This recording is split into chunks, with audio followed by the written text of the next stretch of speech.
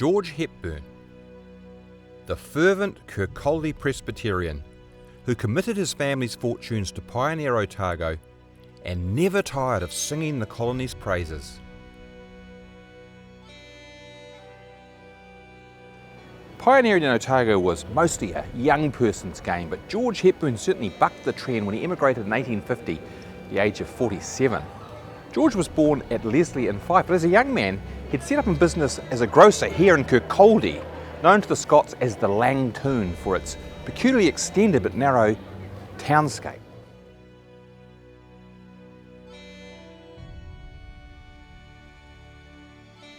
In 1833 he married Rachel Patterson, the daughter of an Edinburgh watchmaker, and they began their married life together here in Tolbooth Street in Kirkcaldy, with George's grocer shop just around the corner in the famously extended High Street. Over the next 13 years they had 9 children together, all but one of them surviving childhood to emigrate with their parents to New Zealand. George was a devout Presbyterian, and when the Great Schism occurred in the Scottish Church in 1843, he sided with the breakaway group that formed the Free Church. It was probably that strong religious commitment that attracted the Hepburns to Otago despite their being middle-aged, and it certainly shines through in the very lively journal that George wrote aboard the Poitiers in 1853, the ship on which this large but pretty prosperous family travelled in steerage class to save money. Now George comments negatively about the behaviour of the ship's crew and their failure to observe the Sabbath as he thought appropriate, and also comments on the moral failings of his fellow passengers from England. Once in Otago, he quickly decided there was no scope for another grocer's store in Dunedin, so he decided to try his hand at farming instead. He built a fine house here in Wacheri, now the site of the hospital, and it became the focal point for the development of the halfway bush district from a pristine wilderness. Within a year, George was back behind the counter, serving as manager for James McAndrew's store here in Princes Street.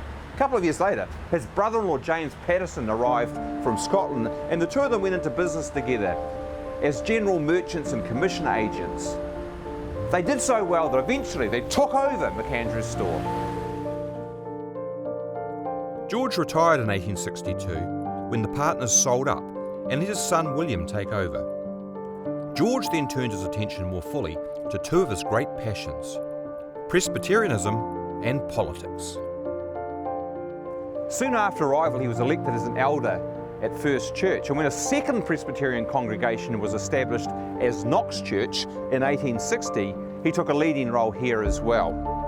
From 1855 to 1865 he was elected to the Otago Provincial Council, and then from 1866 to 1869 he represented the Roslyn electorate in the National Parliament. So far, everything we've said about George Hepburn makes him sound like a dour Scottish Calvinist, preoccupied with the serious side of life. Fortunately, many of his letters home to family in Scotland survive, as well as his shipboard diary, and these reveal a very different side of his character. He was, in fact, a very jolly fellow, extremely sociable, who delighted in holding festive gatherings for family and friends here in Halfway Bush, and constantly wrote home letters to Scotland, exhorting his family and friends to come on out from Kirkcaldy to Otago. That correspondence was maintained for over 30 years until George's death in 1883, aged 82. But though he was outwardly successful and had a great reputation among the settlers, it's worth noting that George's life here in Otago was also marked by tragedy. 3 sons and a daughter died before him through illness and accidents. George, the committed Free Church pioneer, was buried here alongside Rachel in the family grave at Dunedin's Southern Cemetery.